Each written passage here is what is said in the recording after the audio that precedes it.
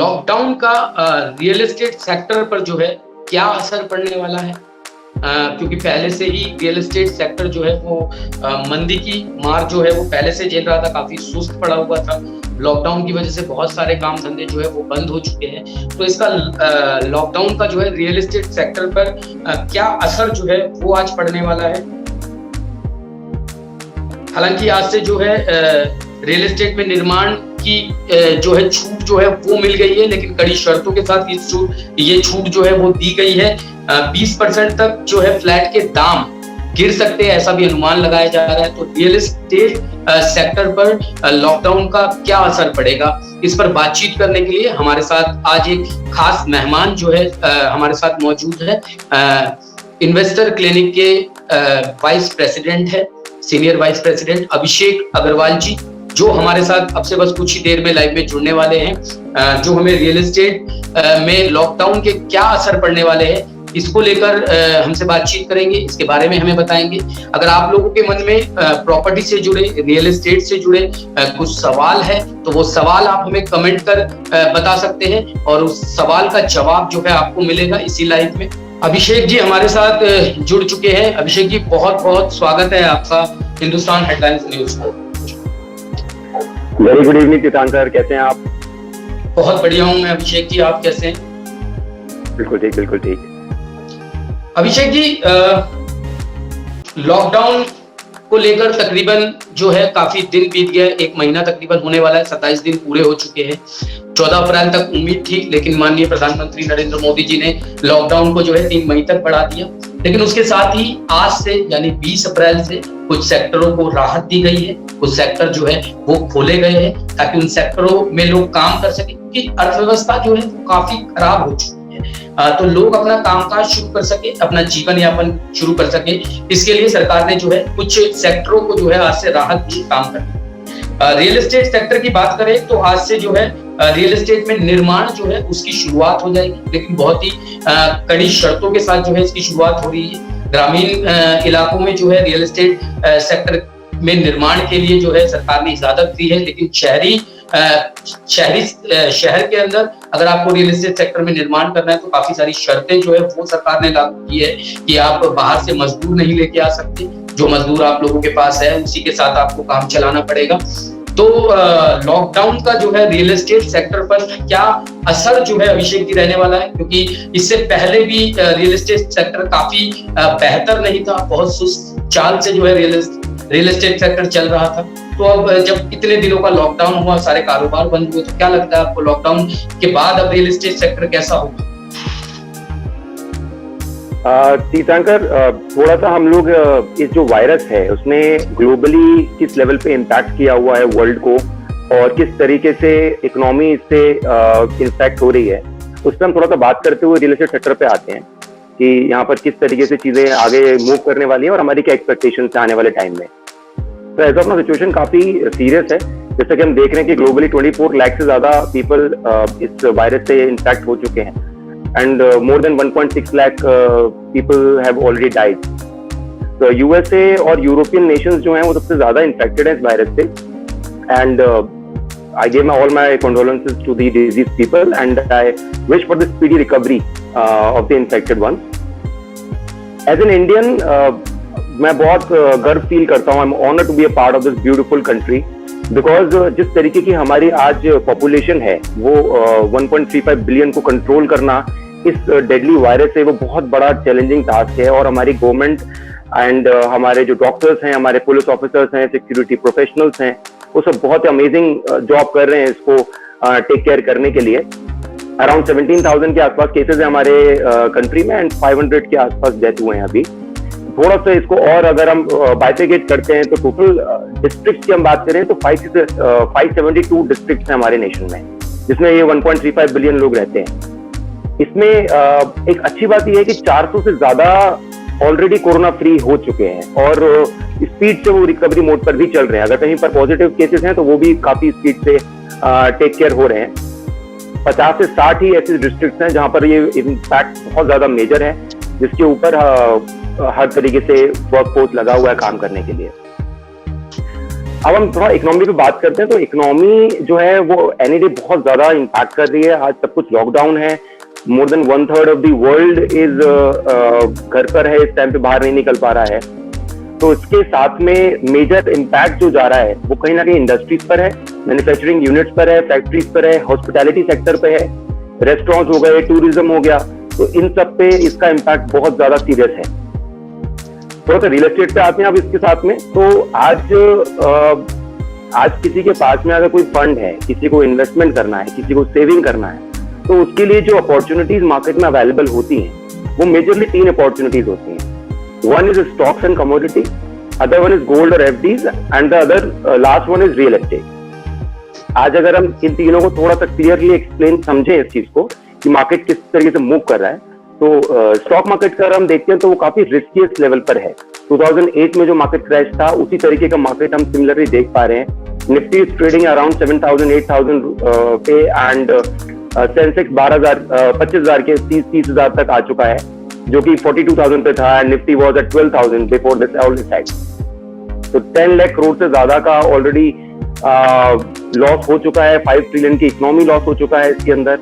And gold की हम बात करते हैं, नेक्स्ट पॉइंट पे आते हैं गोल्ड पर। तो गोल्ड रेट की अगर हम बात करें तो वर्चुअली 42,000 रुपीज तक वो इंक्रीज हो गया है। तो अगर आज किसी को इन्वेस्टमेंट करना है तो it's a very costly thing to buy. उसके साथ में एफडी की भी बात करें तो एफडी के अंदर भी रेट ऑफ इंटरेस्ट 5 से 6% पे आ चुका है, जिस तरीके की गवर्नमेंट के आज के टाइम में अनाउंसमेंट्स हैं उसके हिसाब को देखते हुए। तो other option left is with us is real estate.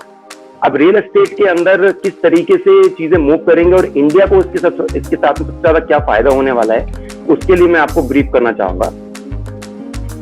ये जो इम्पैक्ट हुआ है, ये पूरा वायरस है वो चाइना से ओरिजिन हुआ है, सभी जानते हैं। और इम्पैक्ट सबसे ज्यादा अमेरिकन और यूरोपियन नेशंस के ऊपर है, ये भी क्लियर है। तो ये चीज हम न्यूज में भी देख रहे हैं, ये चीज हम आज के टाइम में समझ भी रहे हैं कि मैक्सिमम नेशंस जो हैं, जो काफी अच्छे लेवल पे अपना काम कर रहे हैं, वो लोग चाइनीज पे डिपेंडेंसी कम करते हुए दूसरे नेशन जहां पर उनको सिमिलर तरीके की चीजें मिल सकती हैं उसका वर्किंग प्लान कर रहे हैं। जापानीज ने अभी अनाउंसमेंट भी किया था, $2 बिलियन के आसपास का कंपनीज को बोला था कि रियायत दी जाएगी वहां से निकलने के लिए चाइना में से। तो इसी तरीके से अमेरिकन और यूरोपियंस भी चीज को सोच रहे हैं। तो सबसे ज्यादा इसका फायदा इंडिया को होने वाला है। मेजरली शॉर्टलिस्ट करा जाए तो इंडिया, इंडोनेशिया एंड वियतनाम, ये 3 ऐसी कंट्रीज हैं जहां पर इसका इम्पैक्ट सबसे ज्यादा फायदे के लिए जाएगा, बिकॉज यहाँ पर वो फैक्टर्स अवेलेबल हैं जो चाइना में लोग देखते हैं। इसके अंदर इंडिया सबसे ज्यादा पॉजिटिव जोन में, बिकॉज इंडिया का जो ज्योग्राफिकल फैक्टर्स हैं वो बहुत पॉजिटिव हैं। जैसे कि हमारे पास में लैंड की अबंडेंस है, हमारे पास में विंड है, हमारे पास में सोलर एनर्जी के लिए पूरी अवेलेबिलिटी है, हमारे पास में वाटर है, हमारे पास में माउंटेन्स है, rains, we have everything available with us. So also अगर हम बात करें ग्लोबली तो India is the second largest producer in the world. तो इस हिसाब से देखा जाए तो इंडिया को काफी बेनिफिट होने वाला है ग्लोबल लेवल पे। आज के टाइम में जो हमारा कंपनीज हैं, जितनी भी बाहर की कंपनीज है, वो यहाँ पर इन्वेस्टमेंट करने के लिए रेडी होंगे। हम लोग के पास में जो सारे पॉजिटिव फैक्टर्स हैं उसके साथ में यहाँ पर डिमांड जो है वो ऑटोमेटिकली इंक्रीज होगा। उसके बाद में हम बात करते हैं थोड़ा सा इसके अंदर कि कमर्शियल सेक्टर जो है वो सबसे पहले इसके अंदर पॉजिटिव मोड में रहेगा, बिकॉज जब कंपनीज यहाँ पर आएंगे, जब इंडस्ट्रीज यहाँ पर आएंगे, जब मैन्युफैक्चरिंग प्लांट्स यहाँ पर आएंगे, तो उसके अंदर ज्यादा से ज्यादा ऑफिस की डिमांड इंक्रीज होगी, ज्यादा से ज्यादा एम्प्लॉयमेंट जनरेशन होगा, इसके सामने रिटेल की डिमांड इंक्रीज होगी। तो इस सब चीजों का जब इंक्रीमेंट आएगा अपने आप में, तो उसके साथ में कहीं ना कहीं हाउसिंग सेक्टर की भी डिमांड बढ़ेगी, क्योंकि जब यहाँ पर लोग आकर के नौकरी करेंगे तो उनको घर की रिक्वायरमेंट भी होगी। तो जो रियल एस्टेट सेक्टर है वो 2 चीजों पर माना जाता है, one is commercial and another is housing. तो दोनों के अंदर इस चीज को बहुत ज्यादा बेनिफिट आने वाले टाइम में होने वाला है। थोड़ा सा अगर हम रिपोर्ट की बात करते हैं तो EY की भी करंट रिपोर्ट ये बोलती है कि जो हाउसिंग सेक्टर्स है वो काफी स्पीड से इंक्रीज होने वाला है। एंड जो हमारे RBI गवर्नर हैं उन्होंने भी कुछ ओवर अनाउंसमेंट करे हुए हैं, जिसमें NBFCs ने लोन्स जो है कमर्शियल सेक्टर को एक्सटेंड करने का ऑप्शन दिया हुआ है 1 साल के लिए। उसके साथ साथ में होम लोन की अगर मैं बात करता हूं तो रिवर्स रेपो रेट जो RRR है वो भी कम कर दिया गया है, जिसके थ्रू जो लोन था, जिसकी EMI होती थी, वो भी इम्पैक्ट करेगा और उसमें फायदा होगा नॉर्मल रेसिडेंट्स को। तो पहले अगर मैं थोड़ा सा एग्जांपल देना चाहूंगा इस चीज के लिए कि अगर आप कोई 30 लाख रुपए का लोन लेते हैं उस 20 साल के लिए, तो उसका रेट ऑफ इंटरेस्ट अप्रोक्सीमेटली 8.75 चल रहा था पहले। तो उसका EMI आपको 26,500 रुपए के आसपास पे करना होता था, जो आज कम होकर के 26,030 रुपए तक आ चुका है। तो अप्रोक्सीमेटली 500 रुपए का बेनिफिट उसके अंदर हम लोगों को देखने को मिल रहा है इस बेनिफिट के थ्रू। तो हाउसिंग सेक्टर के अंदर भी ये बेनिफिट है, और कमर्शियल सेक्टर के अंदर जो NBFCs ने लोन दिए हुए हैं उसके अंदर भी बेनिफिट सेक्टर्स को मिलने वाला है। ये गवर्नमेंट के अनाउंसमेंट है जिसके बारे में मैं आपसे बात कर रहा हूँ। तो ऑल इन ऑल मेरे हिसाब से आज के टाइम में इस सेक्टर को बहुत फायदा होने वाला है और बहुत अपॉर्चुनिटीज ओपन होने वाली हैं। और अगर जैसा आपने स्टार्टिंग में बोला कि ऑलरेडी रियल एस्टेट सेक्टर मंदी की मार झेल रहा है और रेट्स जो है, और अगर प्रॉपर्टी के बात करें प्राइसिंग की, तो वो काफी कम उसमें है। तो मेरे हिसाब से ये बात हम सभी जानते होंगे कि इस वायरस से पहले पिछले अगर हम 2-3 साल की बात करें तो ये रियल एस्टेट सेक्टर के लिए काफी डाउनफॉल ऑलरेडी आ चुका है। रेट्स की बात करता हूँ या फिर प्राइसिंग सेक्टर्स की बात करता हूँ तो वो ऑलरेडी काफी लोअर लेवल पर है। इसके नीचे जाने की पॉसिबिलिटीज किसी भी तरीके से नहीं है। और आज जब गवर्नमेंट और ग्लोबल लेवल पे जिस तरीके से इकोनॉमी मूव कर रही है, चाइना से जिस तरीके से ट्रेड पूरा जो शिफ्ट होने की बात चल रही है, और जिस तरीके से यहाँ पर आकर के नई नई कंपनीज एंटर करने की प्लानिंग में है, तो कमर्शियल और रेसिडेंशियल दोनों सेक्टर्स को काफी स्पीड मिलने वाला है। एंड मेरे हिसाब से ये बहुत अच्छा अपॉर्चुनिटी है। अगर किसी को कुछ भी इन्वेस्टमेंट करने का प्लान है, या फिर किसी को भी अपना घर बनाने का प्लान है या ऑफिस खरीदने का प्लान है, तो दिस इज द टाइम जहां पर आप एक अच्छा फ्यूचर देख सकते हैं रियल एस्टेट सेक्टर में इन्वेस्टमेंट करके। अभिषेक जी, जैसा कि मैं आपको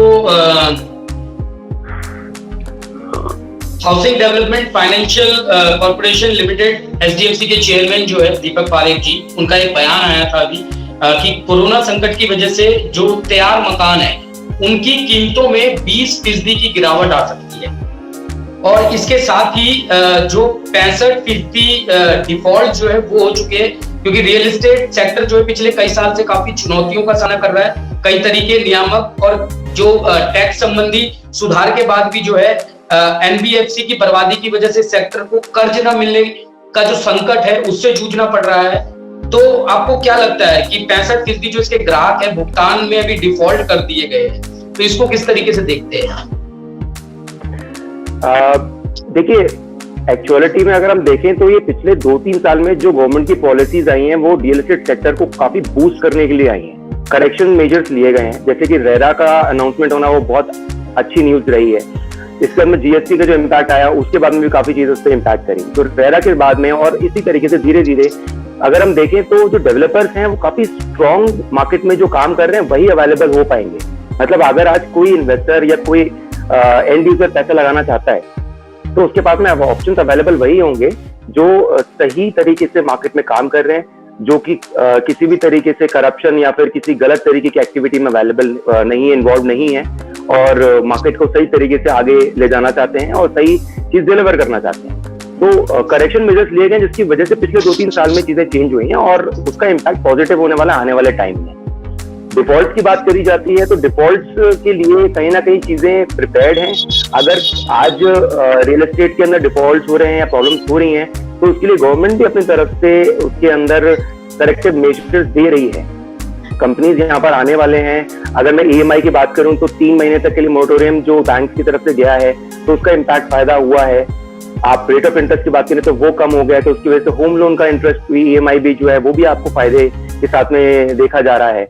तो आज ओवरऑल इम्पैक्ट अगर हम देखेंगे तो पिछले अगर आप एवरेज आउट कंपेयर करते हैं तो वो पॉजिटिव है। अगर आप पिछले 5 या 6 महीने का देखेंगे तो उस हिसाब से शायद चीजें आपको पॉजिटिव ना दिखें, बट पिछले 2 या 3 साल की वर्किंग करते हैं तो चीजें पॉजिटिव मोड में जा रही हैं। जो नेगेटिव फैक्टर्स है, नेगेटिव डेवलपर्स या फिर नेगेटिव प्रॉब्लम जो मैं बात करूं NBFC की, जैसे आपने बात करी, NPAs जो हुए हैं आज उनकी बात करी, डेवलपर को जो काम जैसे नहीं हो पाया तो उनको चेंजेस करने पड़े, गवर्नमेंट ने उनके ऊपर स्ट्रिक्ट एक्शंस लिए, जेल हुई, व्हाटएवर थिंग्स हैपेंड, वो सब करेक्टिव मेजर्स थे।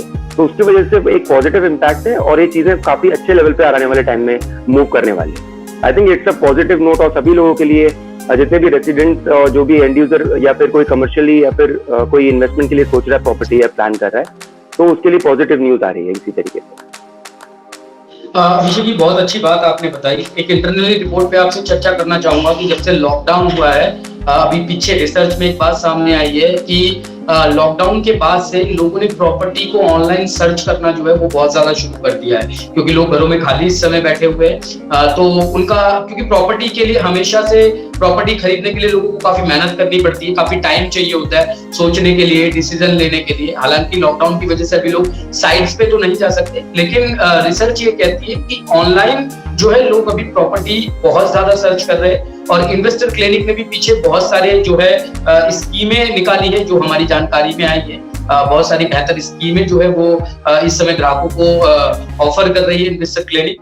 इसके साथ ही क्या लॉकडाउन के टाइम पे प्रॉपर्टी में इन्वेस्ट करना एक बेहतर विकल्प हो सकता है? क्योंकि लॉकडाउन की वजह से काफी लोग घरों में, काफी काम धंधे रोजगार की हम बात करें तो काफी उस पे असर जो है वो भी पड़ा है। तो क्या लॉकडाउन के टाइम पे लोग अपनी एक एक्स्ट्रा इनकम के लिए या अपनी आय को सुनिश्चित करने के लिए आगे आने वाले समय में प्रॉपर्टी में इन्वेस्ट करना एक अच्छा विकल्प हो सकता है? तीर्थंकर, इन्वेस्टर्स क्लिनिक के मैं थोड़ा सा आपको बताना चाहूंगा कि आज के टाइम में जिस तरीके की सिचुएशन लॉकडाउन की चल रही है, तो उसके अंदर कुछ काफी ऐसे मेजर्स लिए गए हैं कि आप घर बैठे काफी सारी चीजें समझ सकते हैं प्रॉपर्टी के बारे में, मार्केट को अंडरस्टैंड कर सकते हैं और प्रॉपर्टी आप घर बैठे भी खरीद सकते हैं और उसको अंडरस्टैंड सीख भी सकते हैं, उसके बारे में मार्केट नॉलेज भी ले सकते हैं। तो वो पिछले 25-30 दिनों में जो लॉकडाउन का रहा है उसके अंदर हम लोगों ने पूरा ऑनलाइन प्लेटफॉर्म को यूटिलाइज करना स्टार्ट किया है प्रॉपर्टी मार्केट को बूस्ट करने के लिए। कंपनी के अंदर मैं अगर बात करूं तो रेगुलरली वेबिनार्स हो रहे हैं। लास्ट अगर हम कल ही की बात करते हैं तो संडे को अप्रोक्सीमेटली 5000 लोगों तक हम लोगों ने अपना रीच कंप्लीट किया। मॉर्निंग 12 o'clock से लेकर के इवनिंग 7 or 8 o'clock तक हम लोगों के वेबिनार्स थे, जिसके अंदर अलग अलग लोकेशंस पे हम लोगों ने टारगेट किया, जिसमें नोएडा, गुड़गांव, मुंबई, ये सारे लोकेशंस को हम लोगों ने टेक केयर किया और वहां पर जो ऑप्शंस अवेलेबल हैं मार्केट के वो हम लोगों ने लोगों को अभी डिटेल तरीके से बताए। उसी के साथ में आज अगर लॉकडाउन है तो उसके साथ में काफी अच्छी अपॉर्चुनिटीज भी मार्केट में आए हैं। डेवलपर्स ने भी ऑफर्स दिए हुए हैं। जैसे मैं बात करता हूं तो 10 to 15% का आज के टाइम में कस्टमर को इजीली रिलैक्सेशन दिया जा रहा है। वो कोई भी अगर इन्वेस्टमेंट करता है, तो मैं अगर किसी का एग्जांपल लेता हूं, जस्ट लाइक कि एक भूटानी डेवलपर है हमारे पास में है, जिसके अंदर आप 4.5 लाख रुपीज से प्रॉपर्टी, एक ऑफिस अपना बाय कर सकते हैं। 1 लाख रुपीज के आसपास का उसमें इन्वेस्टमेंट होता है। एंड उसके साथ में हम रिटर्न की बात करें तो 20% का भी जो बुकिंग अमाउंट आप देते हैं उसका 40% डेवलपर उसको टॉप अप करके अपग्रेड करके लेकर के चल रहा है। तो जिस तरीके के ऑफर मैं आपको बता रहा हूँ वो कहीं पर भी अवेलेबल आज के टाइम में नहीं है, ना पहले कभी थे ना कभी आने वाले हैं। जिससे लॉकडाउन का ही टाइम है जिसमें अपॉर्चुनिटी आज के टाइम में मिल रही है और इसका रिस्पॉन्स भी अच्छा आ रहा है क्योंकि लोग बाइंग भी कर रहे हैं। पिछले मंथ में 400 प्लस प्रॉपर्टी सेल हुआ था कंपनी की तरफ से, जिसमें लॉकडाउन में 250 प्रॉपर्टी सेल हुआ है। एंड इस मंथ में भी वी आर डूइंग ग्रेट। आज के टाइम में लोग मैक्सिमम एनरोल हो रहे हैं, प्रॉपर्टी बाइंग के अंदर जा रहे हैं, इन्वेस्टमेंट करने का प्लान कर रहे हैं। क्योंकि स्टार्टिंग जैसे मैंने आपको बताया था कि लोगों के पास में अगर थोड़ा बहुत भी अमाउंट है तो इन्वेस्टमेंट करने की अपॉर्चुनिटी ना तो स्टॉक्स में अवेलेबल है, ना गोल्ड में, ना किसी और अपॉर्चुनिटी में, और रियल एस्टेट में ही। और रियल एस्टेट में अगर आपको टॉप अप बेनिफिट मिल जाता है 10% 15% का, तो क्यों ना उसमें इन्वेस्टमेंट करा जाए। अगर आप बात करते हैं रेट कम होने की या आप बात करते हैं कि प्रॉपर्टी में नेगेटिविटी की या किसी भी तरीके से, तो ये सारे बेनिफिट पहले से ही उस चीज को टेक केयर करके लिए जा रहे हैं। और आने वाले टाइम में अगर हम डेटा पे और जाते हैं तो मैं आपको और ब्रीफ करना चाहूंगा इस प्रॉपर्टी मार्केट के बारे में कि स्टैट्स क्या बोलते हैं कि आज के टाइम में 6% का जीडीपी शेयर रियल एस्टेट का है। 2017 की रिपोर्ट ही बोलती है। एंड 13% 2025 तक जीडीपी का जो शेयर होगा वो रियल एस्टेट टेक केयर करेगा। एम्प्लॉयमेंट जनरेशन भी हमारे साथ में बहुत ज्यादा हो रहा है। लाइक 40 मिलियन के आसपास का 2013 में था, आज 52 मिलियन 2017 में, 67 मिलियन तक ये मूव करने वाला 2022 तक। तो ओवरऑल रियल एस्टेट सेक्टर को हर तरीके से बेनिफिट होने हैं। आज के टाइम में जो प्राइस में बेनिफिट्स हैं, स्कीम्स में बेनिफिट्स हैं और जो ऑफर्स अवेलेबल हैं, तो this is the best time to buy a property और to invest your amount in real estate. Abhishek ji, Shrikant ji हमारे साथ लाइव में जुड़े हुए हैं। वो एक सजेशन उन्होंने दिया है। वो कह रहे हैं कि क्या रियल एस्टेट सेक्टर में आगे चल के 3D image of projects and flats in them इस तरीके का कुछ तैयार किया जा सकता है, so that buyers can have a virtual tour in them like museum and of course taking monetary consideration info account। तो कुछ ऐसा 3D इमेजेस या प्रोजेक्ट कुछ ऐसा हो सके कि डायरेक्ट जिस तरीके का सोशल डिस्टेंसिंग की बात हो रही है, और मुझे लगता है आगे चल के भी लोग जो है घरों से बाहर निकलने में थोड़ा सा कतराएंगे, तो कुछ इस तरीके का वर्चुअल फील जो है वो आप कस्टमरों को आगे चल के कुछ ऐसा दे सकते हैं कि वो घर बैठे ही लोकेशन देख सके या घर बैठे ही उसके बारे में जानकारी उनको पूरी मिल सके।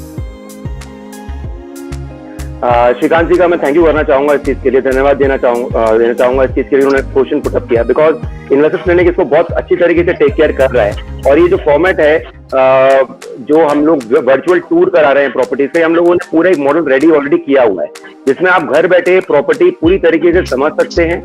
पूरा घर आप आपका कैसा बन करके आएगा, उसमें किस तरीके के इंटीरियर्स होंगे, आपकी सोसाइटी का लुक एंड व्यू किस तरीके का रहेगा, वो सब कुछ हम लोग 3D व्यू और वर्चुअल टूर आपको करा करके दे रहे हैं। We have all the equipment available for that.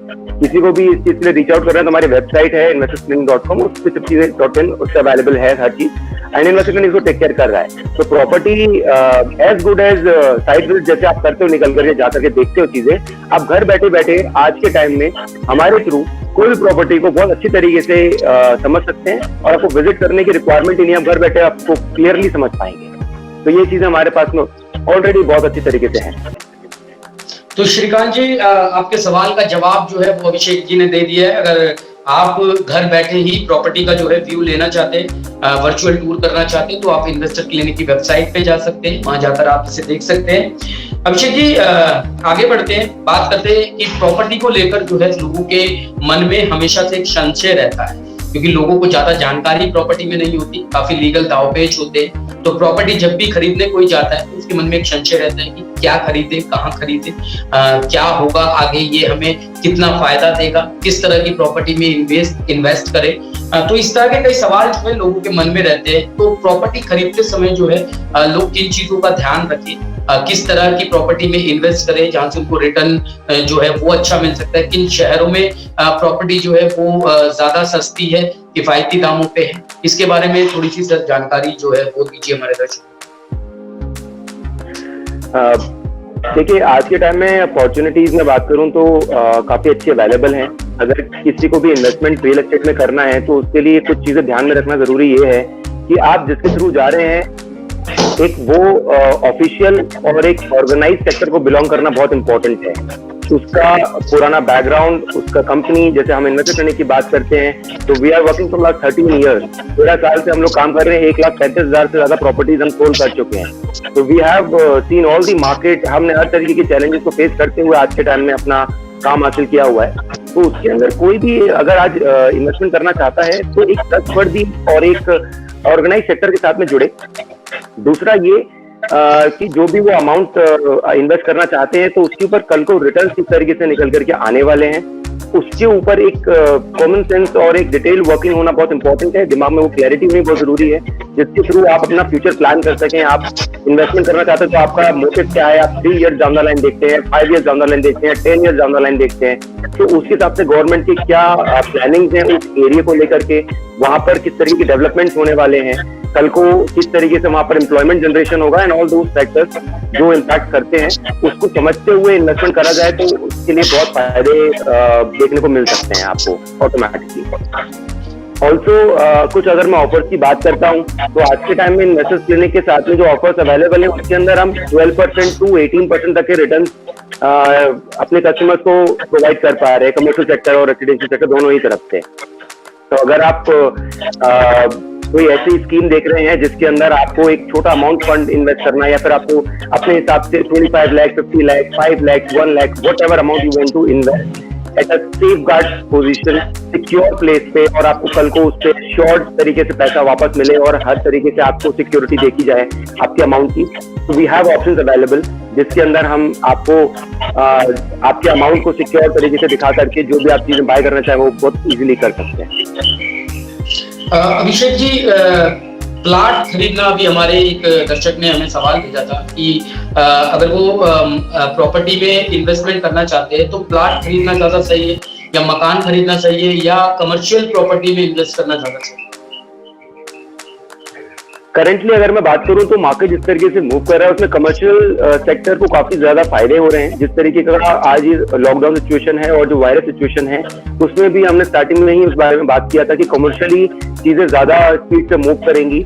Housing sector को भी फायदा जरूर होगा उसमें, इसमें कोई डाउट नहीं है, बट कमर्शियल सेक्टर में अगर आप इन्वेस्टमेंट करना चाहते हैं या करना कोई भी इन्वेस्टमेंट आप प्लान कर रहे हैं तो कमर्शियल में इन्वेस्टमेंट करने के फायदे ज्यादा होंगे। बिकॉज हर तरीके से उसके पास में अगर हम देखें तो ऑफिशियल ऑफिसेज और रिटेल दोनों ही डिमांड में आने वाले टाइम में काफी आने वाला है। और जिस तरीके से कंपनीज यहाँ पर मूव करने की बात चल रही है, गवर्नमेंट की जो प्लानिंग्स हैं, मैं इंडस्ट्रियल कॉरिडोर्स की बात करता हूँ, मेक इन इंडिया की बात करता हूँ, तो इन सब चीजों के अंदर अगर मैं स्टार्टअप इंडिया की बात करता हूँ तो इन सब चीजों के अंदर ऑफिसेज और मेजरली कमर्शियल सेक्टर को ज्यादा इम्पैक्ट है और ज्यादा उनको बेनिफिट्स हैं एज कम्पेयर टू रेसिडेंशियल। तो अगर आप पैसा इन्वेस्ट करना चाहें तो commercial is the right option according to me as of now. कुछ दर्शकों ने हमें ये भी सवाल भेजा है अभिषेक जी कि अगर वो प्रॉपर्टी इन्वेस्टमेंट के पर्पज से खरीद रहे हैं, चाहे वो मकान खरीद रहे हैं या प्लाट खरीद रहे हैं या कमर्शियल में कर रहे हैं, अगर वो उसे बेचना चाहते हैं आगे चलकर कभी, तो कम से कम कितने साल जो है उस प्रॉपर्टी के बेस्ट उन्हें रेट मिले उसके लिए उनको इंतजार करना चाहिए? देखिए, आप कोई भी इन्वेस्टमेंट अगर आप प्लान करते हैं तो आप सेक्टर्स देखते हैं कहाँ पे आप इन्वेस्टमेंट कर सकते हैं। अगर आप स्टॉक्स में लगा रहे हैं, म्यूचुअल फंड में लगा रहे हैं, आप गोल्ड में लगा रहे हैं या एफडी में लगा रहे हैं या रियल एस्टेट में लगा रहे हैं, तो 3 to 5 years down the line approximately आपका एक टाइम जोन रहता है उसमें इन्वेस्टमेंट करके उसको होल्ड करके अपना रिटर्न एक्सपेक्ट करने का। तो 3 years minimum is the right time मेरे हिसाब से। आज के टाइम में आप कोई भी अमाउंट फंड इन्वेस्ट कर रहे हैं तो 3 साल में आपको अच्छे रिटर्न एक्सपेक्ट करे जा सकते हैं। स्पेशली अगर मैं इसमें बात करूं किसी को क्विक रिटर्न अगर आज के टाइम में चाहिए, लाइक कोई चाहता है कि मैं आज अपना कोई भी अमाउंट इन्वेस्ट करूं जो मुझे 1 साल बाद रिटर्न दे जाए या 2 साल बाद रिटर्न दे जाए, तो आज वो ऑप्शन भी अवेलेबल है। बहुत अच्छी बात है ये कि आज के टाइम में हमारे पास में वो भी है जो लोग एक्सपेक्ट नहीं कर सकते। कहीं पर भी आप इन्वेस्टमेंट करो किसी भी जगह पे तो उसमें आपको 1 या 2 साल में रिटर्न मिलना नामुमकिन है जो एक्सपेक्ट आप करते हो या नॉर्मल रिटर्न भी। बट हमारे साथ में 12% प्लस के रिटर्न आप 1 साल 2 साल के अंदर अंदर ही आराम से ले जा सकते हैं। तो normally 1 year or 2 years a very good time to invest with us। अच्छा, इन्वेस्ट करने के बाद मतलब कम से कम 1 से 2 साल का वेट जो है वो ग्राहकों को करना चाहिए अगर वो बेचना चाहते हैं तो आगे चलकर। नॉर्मल सिनेरियोज में इट इज 3 years प्लस, और अगर आप किसी और सेक्टर में जाते तो it is 5 years approximately, but with us it is 1 year plus. आप 1 साल के अंदर अंदर रिटर्न ले सकते हैं बड़े आराम से। अभिषेक जी, यहाँ कुछ और सवाल भी हमारे पास आ रहे हैं।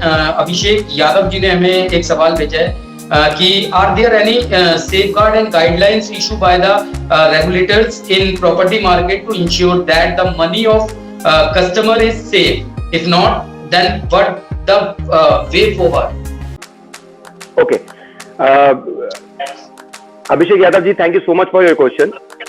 इस चीज के लिए सबसे अच्छी न्यूज ये है कि हमारे पास में आज के टाइम में रियल एस्टेट रेगुलेटरी अथॉरिटी काम करने के लिए आ चुकी है। Real estate regulatory act ready हो चुका है और जिसके ऊपर हम सब लोग देख रहे हैं काम हो रहा है बहुत अच्छी तरीके से। तो कस्टमर्स के लिए ही, उनके सेफ गार्ड और उनकी सिक्योरिटी के लिए ही ये चीज बनी है पूरी। तो अगर आप कोई भी पैसा इन्वेस्ट कर रहे हैं, अगर आप अपना घर लेना चाहते हैं, आप अगर आज के टाइम में ऑफिस बाय करना चाहते हैं, आप कहीं पर भी इन्वेस्टमेंट प्लॉट लेना चाहते हैं, तो उसके लिए कुछ नॉर्म्स ऐसे बनाए गए जो पहले कभी भी नहीं थे। एक नॉर्म अगर मैं बात करता हूं तो अगर कोई डेवलपर अमाउंट जो आपका इन्वेस्ट आप जिसके थ्रू करते हैं और वो डिलीवरी में लेट होता है, जो आज के टाइम में कई बार प्रॉब्लम देखने को मिलती है, तो उसके लिए जो पेनल्टी है वो बहुत स्ट्रिक्ट कर दी गई है, तो पहले कभी भी नहीं था। तो पेनल्टी स्ट्रिक्ट है तो उसके कारण डेवलपर्स भी स्ट्रिक्ट है कि उसको जल्दी से जल्दी डिलीवर करें और राइट मोड में वो बना करके आपको चीजें दे पाए। इसके साथ साथ में आज के टाइम में आप न्यूज भी पढ़ रहे होंगे, कई बार आपने हेडलाइंस में भी देखा होगा कि काफी डेवलपर्स को जेल जाना पड़ रहा है, कईयों के ऊपर स्ट्रिक्ट एक्शंस लिए जा रहे हैं, कई लोगों को होटल में बंद करके काम उनका पूरा जो है पूरी उनकी स्क्रूटनिंग करी जा रही है। तो जो उनके पेपर्स है, उनके बैलेंस शीट्स हैं, वो सब कुछ टेक केयर किया जा रहा है। तो वो सब चीजें पहले नहीं हुआ करती थी। आज के टाइम में उनके पर्सनल एसेट और उनकी जो पर्सनल फंडिंग्स हैं वो भी स्क्रूटनिंग में आ चुकी है। तो जेल और साथ ही साथ strict measures towards the delay, penalties and all, ये चीजें हैं जो रेरा एक्ट में आ चुकी हैं, जिसके थ्रू आपका फंड 100% सिक्योर्ड है और किसी भी तरीके से आपको कहीं पर भी इस टाइम पे स्ट्रगल करने की रिक्वायरमेंट नहीं है। आज आप इन्वेस्टमेंट करते हैं या फिर कुछ आने वाले टाइम में कभी इन्वेस्टमेंट करते हैं तो आप पूरी तरह से सुरक्षित हैं।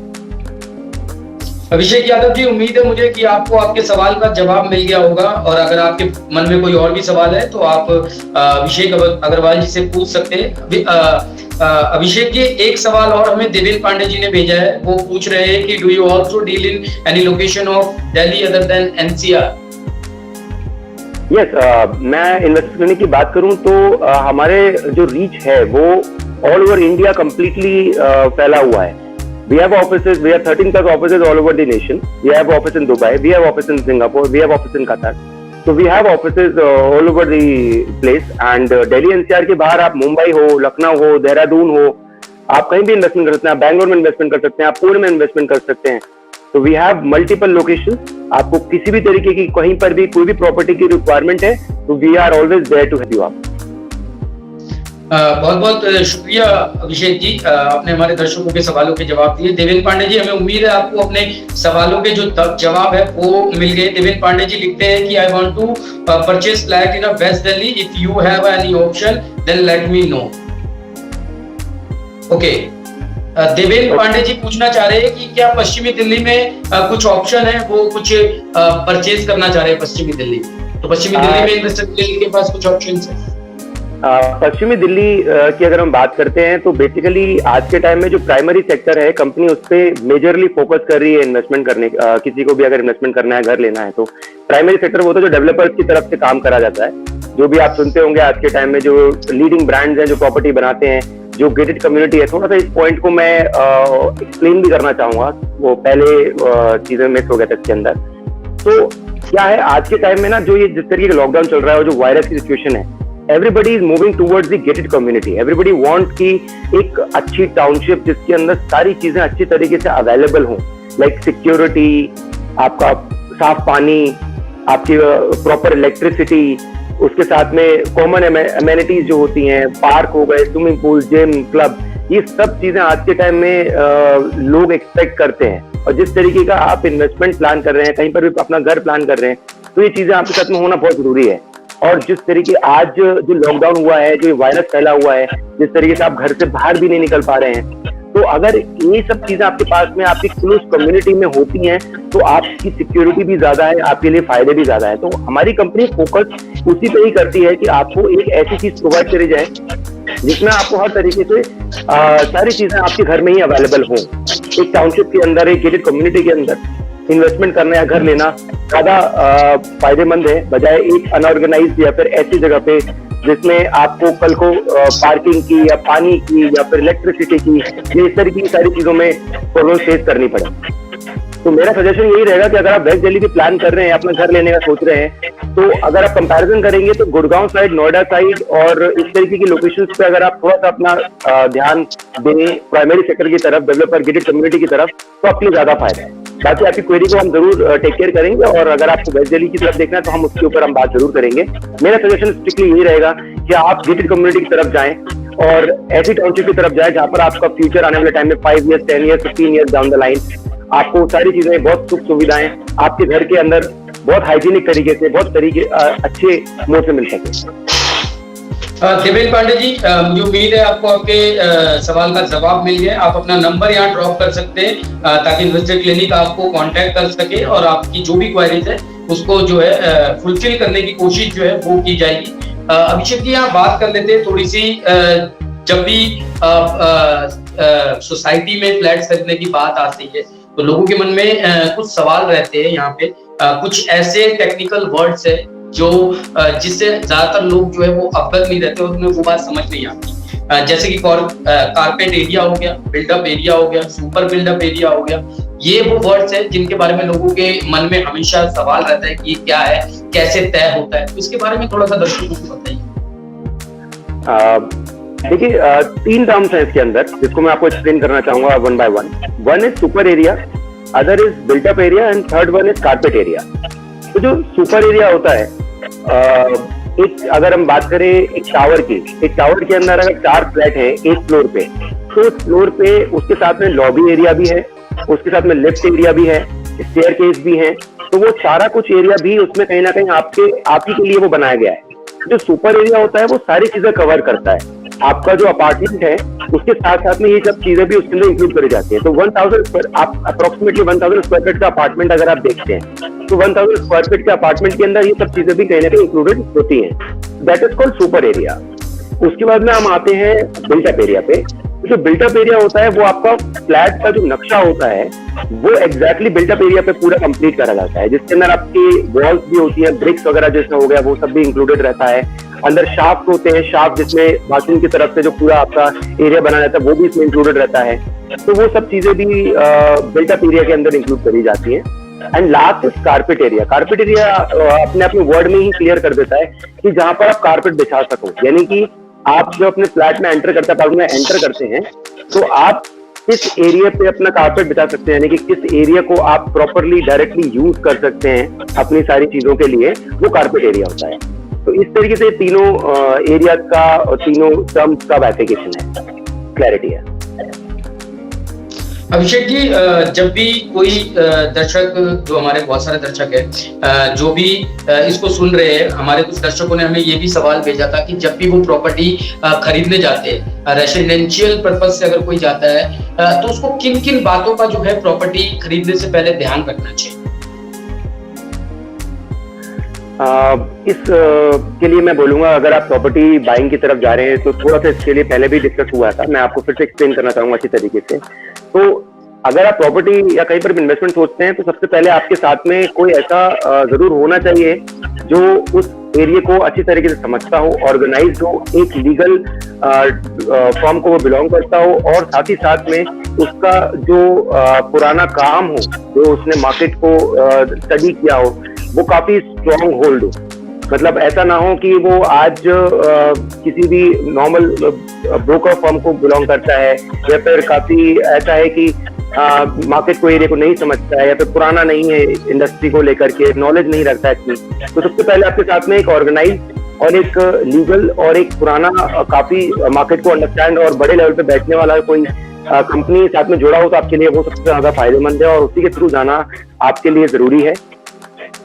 उसके साथ साथ में दूसरा चीज ये कि आप जहां पर इन्वेस्टमेंट करने का प्लान कर रहे हैं, इस एरिया में फ्यूचर डेवलपमेंट किस तरीके से होने वाले हैं, गवर्नमेंट की क्या प्लानिंग्स हैं, किस तरीके से वहां पर कल को कंपनीज आएंगे, किस तरीके से वहां पर मेट्रो आएगा, किस तरीके से वहां पर हाईवेज ओपन होने वाले हैं, कैसे वहां पर एयरपोर्ट आना है या रेलवेज आना है, तो किस तरीके की प्लानिंग वहां पर फ्यूचर में अवेलेबल है, जो कि आज के टाइम में हर तरीके से गवर्नमेंट अपनी मास्टर प्लान में और न्यूज में हर एरिया के लिए बताती है। तो उसको स्टडी करते हुए अगर आप आगे बढ़ेंगे तो आपके लिए और फायदा है। उसके साथ में मैं लास्ट में अगर देखूं तो फाइनेंशियल प्लानिंग भी बहुत जरूरी है कि आप जो इन्वेस्टमेंट कर रहे हैं, आपका जो टेन्योर है वो क्या है, साथ ही साथ में आपका मोटिव क्या है, आप एक एंड यूजर हैं या फिर आप एक इन्वेस्टर हैं, तो आप उसी हिसाब से इन्वेस्टमेंट करने की तरफ आगे बढ़ें। ऑल्सो कि आप किस तरीके के पेमेंट प्लान को लेना चाहते हैं, आपके उसमें क्या फंड की अवेलेबिलिटी है, कितना आप डाउन पेमेंट दे सकते हैं, कितना आप लोन ले सकते हैं, तो उस तरीके की चीजों को भी आप फाइनेंशियली प्लान करके अगर आप चलेंगे तो आपके लिए बहुत आसान होगा। तो मेजरली मैं अगर इसको समअप करूं तो 3 चीजें हैं जिसके साथ में आपको अंडरस्टैंडिंग रखनी जरूरी है। फर्स्ट इज एक ट्रस्टेड पार्टनर आपके साथ में जुड़े जो आपको सही नॉलेज दे सके, जिसका लेगेसी हो पुराना, जिसने बहुत अच्छा काम किया हो और जो मार्केट को स्ट्रांगली समझता हो। दूसरा, गवर्नमेंट की आने वाले टाइम में उस एरिया को लेकर के क्या प्लानिंग्स हैं, क्या डेवलपमेंट प्लान हुए हैं, किस तरीके से चीजें और ग्रो करेंगी मार्केट में, किस तरीके से रेट्स और इंक्रीज उसके लिए कर सकते हैं, तो उसको समझना भी जरूरी है। And third is financial planning कि आप कितना अमाउंट इन्वेस्ट करना चाहते हैं, किस चीज के लिए करना चाहते हैं, आपका एंड यूजर प्लान है, इन्वेस्टमेंट प्लान है, और आपको कितना लोन लेना है और कितना आपको सेल्फ अमाउंट को इन्वेस्ट करना है। तो सब चीजों को देखते हुए अगर आप इन्वेस्टमेंट करने की तरफ बढ़ेंगे तो आपको बहुत आसानी से सही चीज मिल सकती है। बहुत बहुत शुक्रिया अभिषेक जी आपका। आशीष श्रीवास्तव जी ने यहाँ एक मैसेज भेजा है। उन्होंने कहा है कि उनको एक फ्लैट नोएडा में या ग्रेटर नोएडा में उनको एक फ्लैट लेना है, पर उनकी ITR फाइल नहीं हुई है और सैलरी स्लिप भी उन्हें नहीं मिलती है। तो क्या उनके लिए सजेशन है, क्या ऑप्शन उनके लिए आगे चल के हो सकता है? देखिए, अगर उनको फ्लैट बाय करना है तो ऑप्शंस देखिए कई तरीके के होते हैं आज के टाइम में। अगर आप सोचते हैं कि मुझे आज 50 लाख रुपीज या 30 लाख रुपीज या 20 लाख रुपीज का फ्लैट बाय करना है, तो आपके पास में क्या फंड की अवेलेबिलिटी और कितना आप लोन लेना चाहते हैं उस पर सब कुछ डिपेंड करता है। ऑप्शन नोएडा के अंदर हमारे पास में 14-15 लाख रुपए से शुरू होकर के लिमिट लेस अपॉर्चुनिटीज अवेलेबल हैं। तो आपके पास में सेल्फ फंड कितना है और आपका लोन कितना लेने का प्लान है उस पर चीजें डिपेंड करेंगी। अगर आप बोलते हैं कि मेरा ITR फिल नहीं है या मेरा सैलरी नहीं आता, स्लिप नहीं आता है, तो उसके साथ में हमारे पास में कंसेशन लिंक प्लान भी है जिसमें आप लोन ना लेते हुए स्मॉल अमाउंट मंथली इन्वेस्ट करके भी अपना घर बना सकते हैं। जरूरी नहीं है कि आपको लोन लेना ही पड़े और आपको ITR और ये सब चीजें फिल करनी पड़े। तो आप हमारे पास में ऑप्शंस हर तरीके के अवेलेबल है, डिपेंड्स कि आपके पास में किस तरीके की फंड की अवेलेबिलिटी है और क्या आपका उसका प्लानिंग है आने वाले टाइम में। ये शायद आपने अभिषेक जी एक बहुत अच्छा जो है जानकारी जो है वो हमारे दर्शकों के साथ शेयर करी है, क्योंकि ये समस्या हम लोग हमेशा देखते हैं लोगों के साथ रहती है, क्योंकि कई लोग असंगठित क्षेत्रों में काम कर रहे हैं जिनकी सैलरीज जो है वो अकाउंट्स में नहीं आती है या वो ITR फिल नहीं करते, तो उनके लिए शायद ये बहुत राहत वाली बात होगी। वो अगर प्रॉपर्टी में इन्वेस्ट करना चाहते हैं, अपने रहने के लिए रेसिडेंशियल प्रॉपर्टी लेना चाहते हैं, तो शायद उनके लिए ये जानकारी बहुत अहम जो है वो होगी, वो दी आपने। और इससे पहले जो हम बात कर रहे थे, जैसे कि आपने बताया कि इन्वेस्टमेंट के पर्पज से कमर्शियल सेक्टर जो है वो बहुत ज्यादा बेस्ट है। अगर आप इन्वेस्टमेंट के पर्पज से देख रहे हैं तो सर कमर्शियल रियल एस्टेट में निवेश करने से पहले किन किन चीजों का जो है वो ध्यान रखा जाना चाहिए? मेरा कहने का मतलब है कि लोकेशन उसमें देखी जानी चाहिए, क्वालिटी हो गई, या उसकी डिमांड्स क्या है और सप्लाईज क्या है, मार्केट में रेंट क्या है और उस सेम प्लेस का रेंट क्या है, इसमें क्या रेंटल इनकम के अंदर क्या किराएदारों की भी क्वालिटी देखना जरूरी है, इंटीरियर फिटिंग्स हो गई, base rent, outfit rent, lease structure वगैरह, क्या क्या चीजें हैं, और इनको थोड़ा सा अगर आप हमारे दर्शकों को थोड़ा समझाएंगे तो उन्हें शायद बेहतर जानकारी जो है वो मिल पाएगी। देखिए, कमर्शियल सेक्टर में अगर आप इन्वेस्टमेंट करना चाहते हैं तो कमर्शियल सेक्टर में दो चीजें आज के टाइम में बेसिकली उसको मानी जाती हैं। एक होता है office space, other is retail space. तो अपॉर्चुनिटीज बहुत सारी हैं, बट अगर हम उसको सेफली अगर स्टडी करें तो पहली बात तो जो जिस डेवलपर के साथ में आप जुड़ रहे हैं वो कितना स्ट्रांग है, और कल को वो आपको रेंटल अगर आप लीज पे देना चाह रहे, अपने आप स्पेस जो है वो लीज पर रखना चाहते हैं, तो उसके लिए उसकी प्लानिंग कितनी स्ट्रांग है और उसका लेगेसी कितना अच्छा है, और वो developer amount wise, fund wise कितना स्ट्रांगली अपने आप को लेकर के चलता है। तो इसको समझना बहुत जरूरी है, उसको स्टडी करना बहुत जरूरी है। तो वो आपका जो ट्रस्टेड पार्टनर है आपको एक्सप्लेन कर सकता है। उसके साथ ही साथ में आने वाले टाइम में एक्सपेक्टेड रिटर्न्स क्या हैं और रियल रिटर्न्स को स्टडी करने के लिए थोड़ा सा उसी एरिया, उसी मार्केट को भी समझना जरूरी है कि उस लोकेशन पे आज के टाइम में किस तरीके का रेंटल आ रहा है, उस लोकेशन पे किस तरीके से पिछले 5 साल में, पिछले 10 साल में चेंजेस, मूवमेंट्स हुए हैं और आने वाले टाइम में किस तरीके से और मूवमेंट्स होने हैं। तो अगर आप ऐसे चीजों को थोड़ा सा स्टडी करके, समझ करके आगे बढ़ेंगे, अपना रेंटल जो एरिया, उस मार्केट का, उस लैंड स्पेसेस का, उस ऑफिस स्पेसेस का क्या चल रहा है, तो उसको देखते हुए आप चीजें अपना अमाउंट इन्वेस्ट करना चाहेंगे, करेंगे, तो आपके लिए आने वाले टाइम के लिए काफी सिक्योरिटी रहेगी। अभिषेक जी, एक सवाल हमें किसी ने भेजा है कि नोएडा सेक्टर 15 में जॉब करते हैं और नोएडा में कहीं 2 BHK खरीदने की प्लानिंग कर रहे हैं, तो 20 से 25 लाख के आसपास इनका बजट है, किस डेवलपर से ये खरीद सकते हैं?